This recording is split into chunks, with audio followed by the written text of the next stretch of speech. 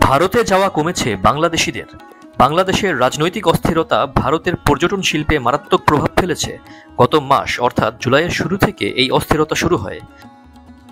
বাংলাদেশের ট্যুর অপারেটররা বলেছেন, গত 1 জুলাই সরকারি চাকরিতে কোটা পদ্ধতি সংস্কারের দাবিতে দেশব্যাপী শিক্ষার্থীদের আন্দোলন ছড়িয়ে পড়লে পর্যটন ব্যবসায় প্রভাব পড়তে শুরু করে। এরপর যত সময় গেছে ব্যবসা বাণিজ্যের পরিস্থিতি আরও অবনতি হতে থাকে। ব্যবসায়ীরা বলেন, গত 5 আগস্ট শেখ হাসিনা প্রধানমন্ত্রীর পদ থেকে পদত্যাগ করে দেশ ছাড়ার পর তাদের ব্যবসা তলানিতে ঠেকেছে। বর্তমানে পরিস্থিতি ভয়াবহ পর্যায়ে আছে। স্থানীয় অপারেটরদের তথ্য অনুযায়ী বাংলাদেশ থেকে ভারত ভ্রমণকারী পর্যটকের সংখ্যা 90%-এরও বেশি কমে গেছে। ভারতের যাওয়া পর্যটকদের প্রায় 1/4 বাংলাদেশি।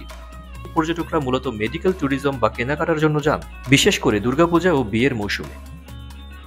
শেখ হাসিনা দেশ ছেড়ে চলে যাওয়ার পর পরিস্থিতি আরও খারাপ হয়েছে, কারণ সাময়িকভাবে ফ্লাইট বিঘ্নিত হয় এবং মেডিকেল ভিসা বাদে বেশিরভাগ ভিসা স্থগিত করা হয়।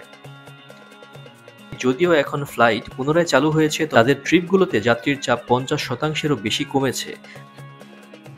ভারত বর্তমানে শুধু মেডিকেল ও স্টুডেন্ট ভিসা সেবা চালু আছে।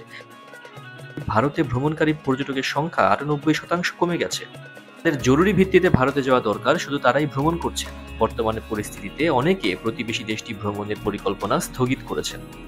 ট্যুর অপারেটর্স অ্যাসোসিয়েশন অব বাংলাদেশের মতে, বাংলাদেশি ভ্রমণকারীদের একটি প্রধান গন্তব্য হল ভারত, যার পরিমাণ প্রায় 40-45%। এর মধ্যে বেশিরভাগ ভ্রমণ করেন চিকিৎসার জন্য, প্রায় 80%, কেনাকাটা 15% এবং অবকাশ যাপন 5%। ভ্রমণকারীদের কেনাকাটার জন্য প্রথম পছন্দ কলকাতা, এরপর আছে সিকিম, গোয়া, কাশ্মীর, দার্জিলিং, গুজরাট, বেঙ্গালুরু, চেন্নাই, দিল্লি, হায়দরাবাদ সহ উত্তর পূর্ব ভারত। 2023 সালে ভারতে পর্যটকের সংখ্যা বেড়ে 43.5% হয়েছিল, কিন্তু এই পরিসংখ্যান প্রাক মহামারীর চেয়ে 15.5% কম। গত বছর দেশটিতে 9.23 মিলিয়ন বিদেশি পর্যটক পেয়েছিল। এখান থেকে দেশটির 24 কোটি রুপির বেশি আয় হয়। প্রতিবেদনে বলা হয়েছে, বাংলাদেশ থেকে যাওয়া পর্যটকের সংখ্যা ছিল 22.5%-এর বেশি, যা যে কোনো একটি দেশের তুলনায় সবচেয়ে বেশি। পশ্চিমবঙ্গে হাসপাতাল সংলগ্ন ট্রাভেল অপারেটর, হোটেল ও গেস্ট হাউসগুলোর ব্যবসা 90% কমে গেছে।